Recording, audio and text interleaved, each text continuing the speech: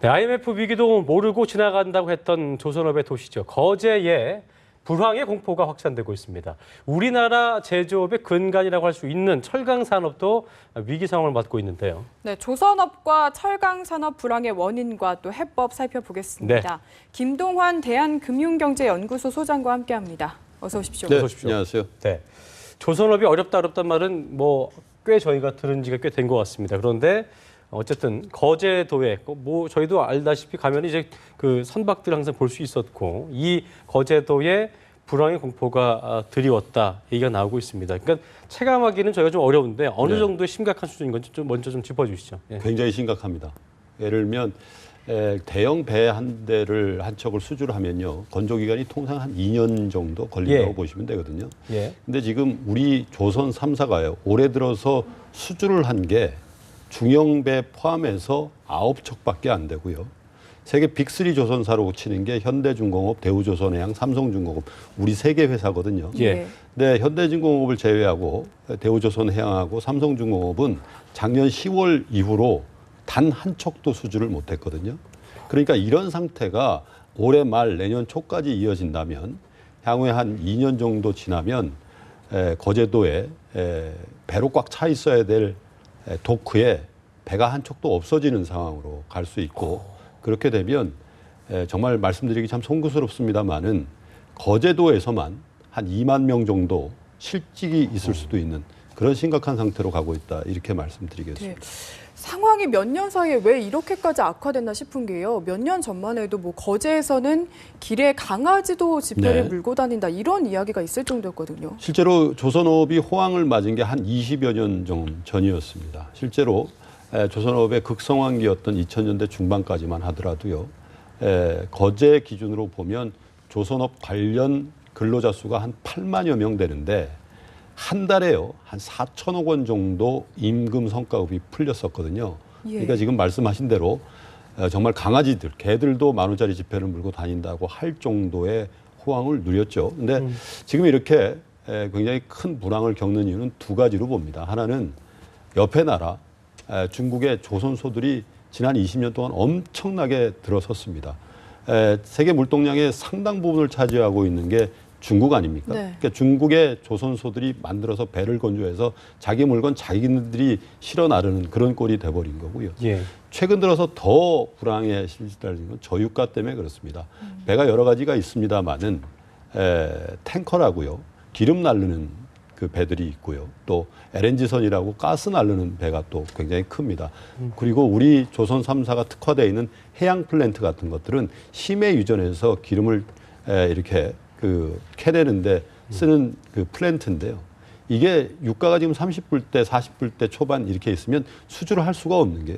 BEP 그러니까 손익분기점이 한 $50 이상은 돼야지만 이 기름을 파서 상업화할 수 있거든요.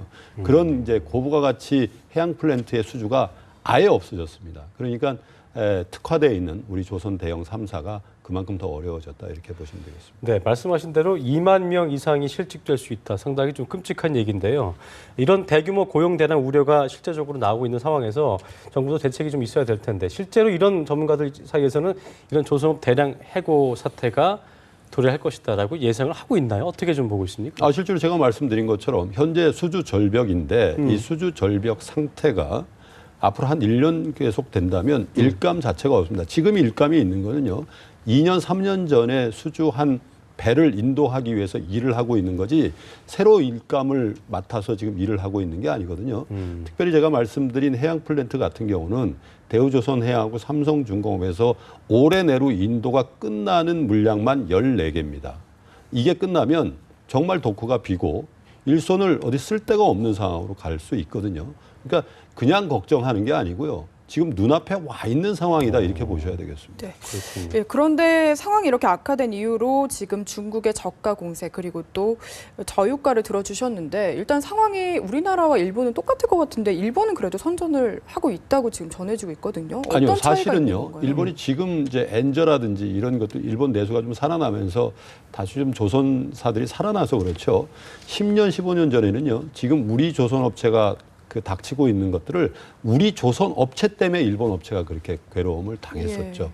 이렇게 보시면 됩니다. 2차 대전 이후에 세계 조선 산업은 유럽을 중심으로 발전했고요. 2차 예. 대전 이후에는 미국이 강자였고요. 1970년대, 80년대까지만 해도 전 세계 조선 산업은 일본이었습니다. 근데 1990년대 들어와서 우리 현대중공업이라든지 대우조선해양이 일본으로부터 주도권을 가지고 왔는데 2000년대 중후반부터는 이것이 중국으로 이제 주도권이 넘어갔다. 이전되는 과정에서 나오는 파열음이거든요. 그래서 전체적으로 이 산업이라는 측면에서 보면 그 나라의 경제 발전 그 정도에 따라서 그 산업의 주도권을 가져가게 돼 있는데 한 가지 아쉬운 거는 2000년대 중반 또 2010년대에 들어와서도 우리 조선 3사가 자체적으로 구조조정을 좀 먼저 선제적으로 하고 다른 업종 또 거부가 가치 산업에 대한 예. 기술력을 강화하는 R&D 쪽에 더 강화를 했다거나 아니면 국제시장에서 특히 해양 플랜트 같은 경우는 우리 3사들끼리 경쟁을 했거든요.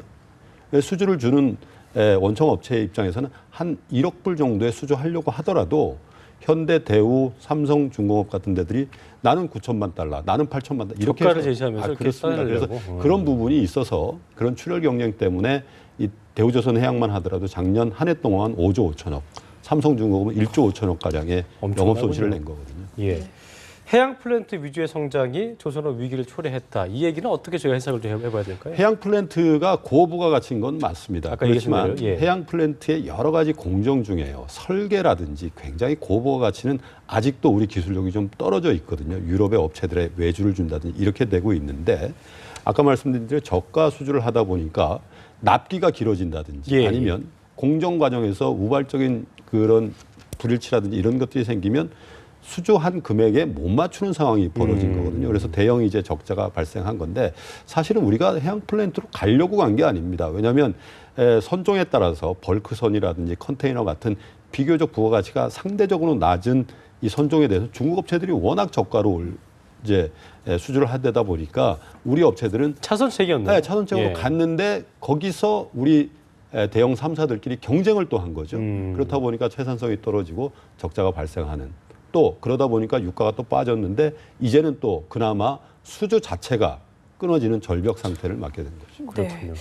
그래서 거제로 다시 돌아가면은 이제 현지에서는 고용 위기 지역으로 네, 우리를 네. 지정해 달라 이런 이야기들이 나오고 있는데 이 고용 위기 지역이 구체적으로 어떤 건가요? 고용 위기 지역은요 전년 동월 대비했을 때 고용보험 수급자가 5% 이상 줄거나 예, 예. 아니면 비자발적인 이직이 5% 이상 됐을 경우에 비상 상황이다 해서 정부의 여러 가지 보조금을 좀 지급해주고 또 일자리 만드는 그런 어떤 정부의 시책이 있을 때 우선적으로 배려해주는 그런 특별 재난 지역 같은 형태죠. 고용에 관한 한 그런 것들을 해줄 그런 이제 정책적인 배려인데 네, 네. 사실 몇 년 전에 그 경남 통영에 중소형 선박 제조 업체들이 도산을 하면서 한번 선정해 준 전례가 있습니다. 선정이 됐었습니까? 네, 통영이? 그렇지만 네. 이 거제 같은 경우는 통영하고는 사이즈 자체가 틀려요. 그렇죠. 예, 이 근로자 수가 워낙 크다 보니까 만약의 경우 이거를 선정을 했을 때 이 재원도 통영하고는 비교할 수 없을 정도로 많이 들어갈 뿐더러 선례를 남긴다는 측면이 있거든요. 그래서 과연 이게 현실화 될는지는 조금 더 지켜봐야 될 사안이라고 보여집니다. 그렇군요. 네. 조선업 살펴봤는데요. 네. 여기에 더해서 철강 산업의 부진도 극심하다고 하더라고요. 철강 역시 중국 때문에 그렇습니다. 우리 중국이 문제네요. 우리로 네. 치면 서해고요. 중국 기준으로 보면 황해 연안에 음. 정말로 어마어마하게 많은 그 철강 업체들이 난립을 했거든요. 그게 예. 지금 현재는 중국 정부의 주도하에 구조 조정을 하고는 있습니다만은 한 10여 년 전서부터 전 세계 철강의 공급 과잉 상태가 계속 이어졌거든요. 예. 우리도 현대제철 같은 후발주자들이 생산량을 늘리면서 국내적으로 역시 포스코와 현대제철 또 기타 철강 업체들의 공급이 계속 과잉이었습니다. 이제 그런 것들이 이어지다 보니까 말씀드리고 있는 전방 산업인 조선 불황에다가 자동차 역시 그렇게 썩 좋지는 않거든요. 그렇다 보니까 이 수요의 부족과 공급의 과잉 이게 겹치다 보니까 철강 산업도 조선업만큼 어렵다 이렇게 보시면 되겠습니다. 전문가시기 때문에 답은 있어야 될 것 같습니다. 뭐 답이라기보다 해결책을 좀 모색해야 예. 될 텐데 이런 뭐 중국의 저가 공세가 큰 문제라고 짚어주셨는데 어떤 좀 해결책이 있을까요? 조선 철강 마찬가지인데요. 정부가 주도를 하던 아니면 그 시장에서 하던 빨리 구조조정해야 됩니다. 이게 골치 아픈 일들을 자꾸 미루지 않습니까? 그러면 이거 계속해서 짐으로 남고요. 누적 적자 계속 많이 발생하면 대우조선해양 같은 경우는 실제로 국영조선사랑 마찬가지인 게요. 1대 주주가 산업은행이고 2대 주주가 금융입니다. 그렇죠. 네. 국민 혈세 들어갈 가능성이 많아지는 거거든요. 그래서 지금 그 업계에서 논의하고 있는 3개 대형 조선사를 2개로 합치든 아니면 한쪽에서 인수를 하던 어떤 형태로든 구조조정을 촉진하고 그거 관련해서 원샷법이라는 것도요. 사실 이런 구조조정을 촉진하자는 의미에서 정부가 발의했던 거거든요. 그래서 내일이 총선입니다만 총선이 끝나면 우리 정치권 그리고 이 정치 리더십들이 빨리 이 골치 아픈 산업구조조정의 문제에 대해서 발벗고 나서는 길만이 대량 실업이라든지 또 전체적인 경제에 미치는 부정적인 파급 효과를 선제적으로 막을 수 있다. 이미 선제적은 아닙니다만은 네. 늦었지만 지금이라도. 시기 막을 좀 수 있- 늦었긴 했지만 그렇습니다. 네, 알겠습니다. 네, 지금까지 김동완 대한금융경제연구소 소장과 함께했습니다. 말씀 고맙습니다. 감사합니다. 네, 감사합니다.